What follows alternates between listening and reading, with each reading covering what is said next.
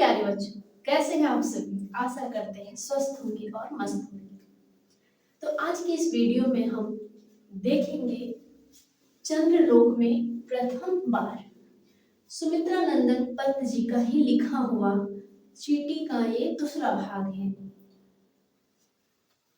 चंद्रलोक में प्रथम बार यानी कि सुमित्रा नंदन पंत जी बताते हैं, वर्णन करते हैं उस समय का जिस समय पहली बार मानव ने चंद्रमा पर अपने कदम रखे थे।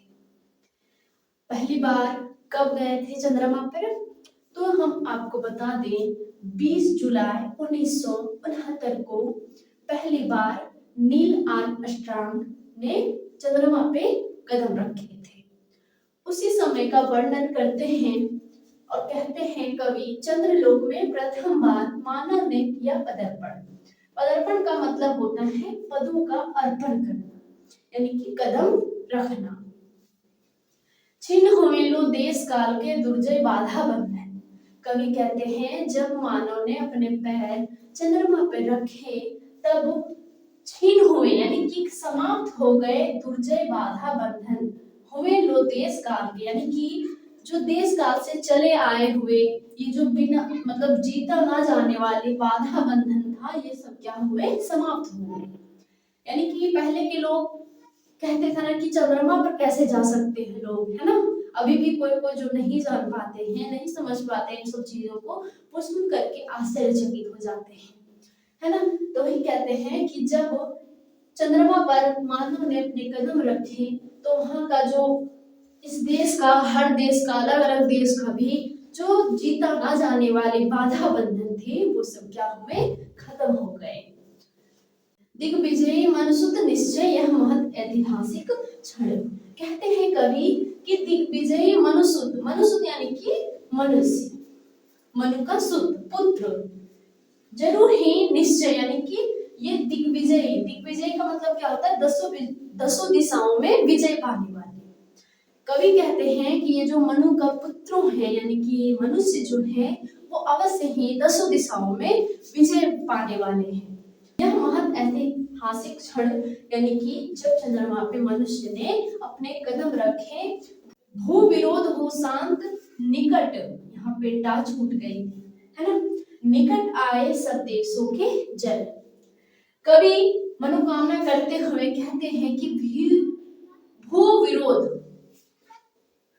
विरोध शांत हो जाए, यानी कि अभी जो हम देश देश में लड़ाइयां चलती हैं, जमीन के लिए होती है, बहुत सारी चीजों के लिए होती हैं, तो कवि का कहना है वो अपनी इच्छा प्रकट करते हैं कि ये जो भू विरोध होते हैं, देशों देशों के बीच में जो झगड़ा लड़ाइयां होती हैं वो शांत हो जाए और निकट आए सब देशों के जन, और सभी देश के जो जन हैं, मनुष्य हैं, जीव हैं, जितने सारे प्राणी हैं वो सबको क्या हो जाए? निकट आ जाए, यानी कि मिल जाए, मिलजुल करके रहे। युग युग का पौराणिक स्वप्न हुआ मानव का संभव। कवि कहता है युगों युगों से चला आने वाला जो स्वप्न था पौराणिक, यानी कि पुराणों में भी ये वर्णन है कि पहले के लोग जो थे वो सब मानने आए थे कि जो चंद्रमा है वो एक देवता है, चंद्रदेव है ना। तो चंदा मामा करके पुकारते थे सब लोग, कहानियां सुनाते थे। तो युगों युगों से जो पौराणिक स्वप्न था ये सब क्या हुआ?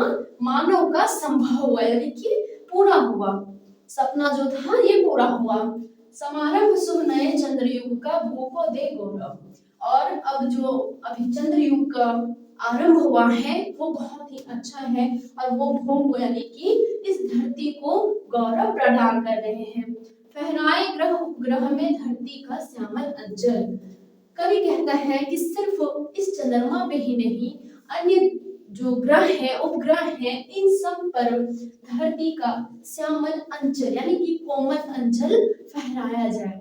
अपनी मनोकामना पूरी मतलब बताते हुए कवि कहते हैं कि सिर्फ चंद्रमा पे ही नहीं, हर ग्रह पे इस धरती के लोग जाएं और वहां पे इस धरती का कोमल अंचल वहां पे फहराएं।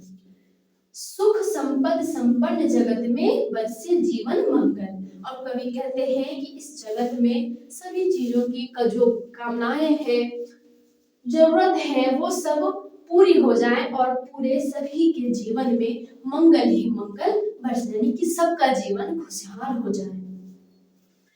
अमेरिका सोवियत बने नव दिक् रचना के वाहन। कवि कहते हैं कि अमेरिका सोवियत, सोवियत अब रूस को कहा जाता है, ये दोनों देश क्या है, बहुत ही बड़े बड़े देश हैं, ऊंचे ऊंचे जगहों पे, मतलब हाई लेवल पे है, समझ लो, है ना। तो कहते हैं कवि कि अमेरिका और सोवियत नव दिक, नव यानी कि नया, दिक यानी कि राह, रास्ता, नए रास्ते के रचना का वाहन बने, यानी कि इस देश को, भारत को हर अलग अलग नए देश में अलग अलग नई दिशाओं पे ले जाने का वाहन बने। जीवन पद्धतियों के भेद समन्वित हो, विस्तृत मन, और इस जीवन की जो पद्धतियां हैं उसके भेद क्या हो, खत्म हो जाए, और समन्वित हो, विस्तृत मन, सब इकट्ठा हो जाए, सबका मन एकत्रित होकर के सबका सब साथ ही चले, ठीक है। अणुयुग बने धरा जीवन हित, स्वर्ग सृजन का साधन।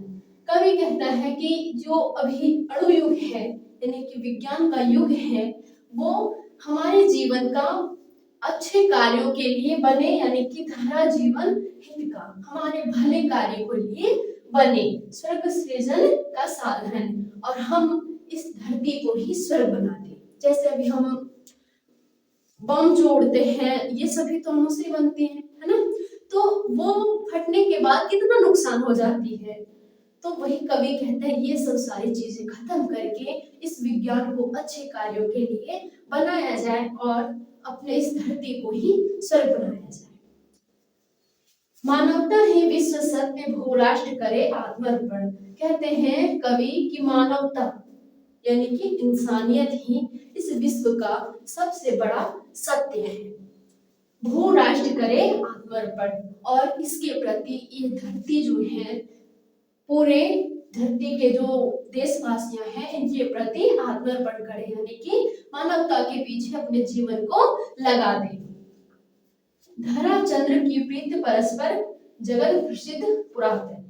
कहते हैं धरा चंद्र की, यानी कि इस धरती और चंद्रमा की प्रीत यानी कि प्रेम का जो परस्पर है, यानी कि आपस के प्रेम का जो है वो जगत प्रसिद्ध पुरातन, वो पुराणों में भी और पूरे जगत में प्रसिद्ध है। और इनके प्रेम से क्या होता है, हृदय सिंधु में उठता स्वर्गदित ज्वार देख चंद्रानन। कहते हैं कवि की हृदय सिंधु में, यानी कि सागर रूपी हृदय में उठता है स्वर्गिक ज्वार देख चंद्रानन। चंद्रानन का मतलब होता है मुख।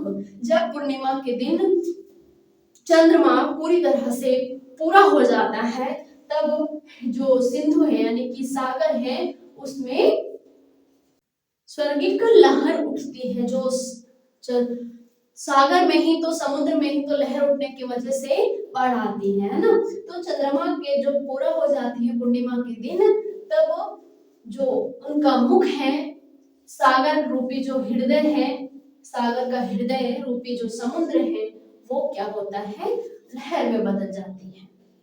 जब चांद को सागर यानी कि समुद्र देखता है तो क्या होता है, लहर उत्पन्न होती है। क्यों होती है, क्योंकि इन दोनों में क्या है, प्रेम है, और ये क्या है, जगत में प्रसिद्ध है, पुरातन में भी प्रसिद्ध है, यानी कोई ये झूठ बात नहीं है। तो कवि सुमित्रानंदन पंत जी इसमें आपको बताते हैं, वर्णन करते हैं। आपको पहले ही बताया जब पहली बार नील आर्मस्ट्रांग चंद्रमा पे पहुंचे थे, है ना, कब पहुंचे थे, 20 जुलाई 1969। तो आपसे उम्मीद करते हैं कि आपको ये वीडियो पूरी समझ में आई होगी। नहीं समझ में आया तो कोई बात नहीं, आप कमेंट करें, जहाँ पे आपको डाउट है, जहाँ पे आपको समझ में नहीं आया होगा, हम आपको जरूर बताएंगे, ठीक है। तो मिलते हैं आपसे नेक्स्ट वीडियो।